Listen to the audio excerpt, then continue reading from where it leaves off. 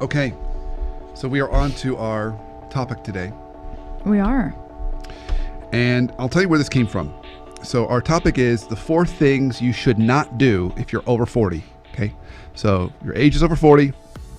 4 things you shouldn't do at work in terms of your career. I'm not talking about, in this case, I'm not talking about asking a coworker if they would date your child. I'm not talking about that kind of stuff. I'm talking about career management kind of stuff, things you shouldn't do. And here's where it came from for me. So earlier this month, I did a session for a company. And in the company, they asked me to speak to, this company has set up a bunch of kind of special interest groups. So if people have certain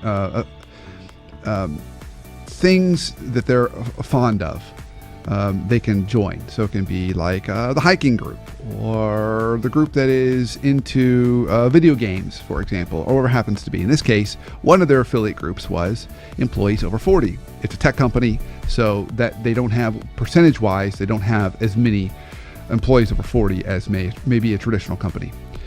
And so I was doing this morning workshop, and I basically just asked the group, what are some of the challenges that you face being over 40 in the workplace today?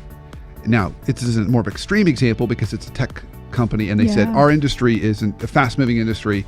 It's an industry really for kind of the young folks that are really creative and quick and kind of move that way. And so they had some interesting challenges. But it made me think, gosh, there's some things that all of us could take away, that if we're over 40, you want to make sure that you don't become irrelevant. So I create a list of 4. Okay. And I have them in somewhat of an order. But I would just be curious. You want to take any guesses? Or should I just jump into one?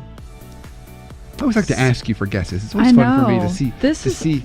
It always feels like a quiz for her, I'm sure. And then I'm like, oh, yes, I get to give her a quiz. I have to mentally prepare myself for these like a week in advance. Which I did not give her this question until about 30 seconds before the show. like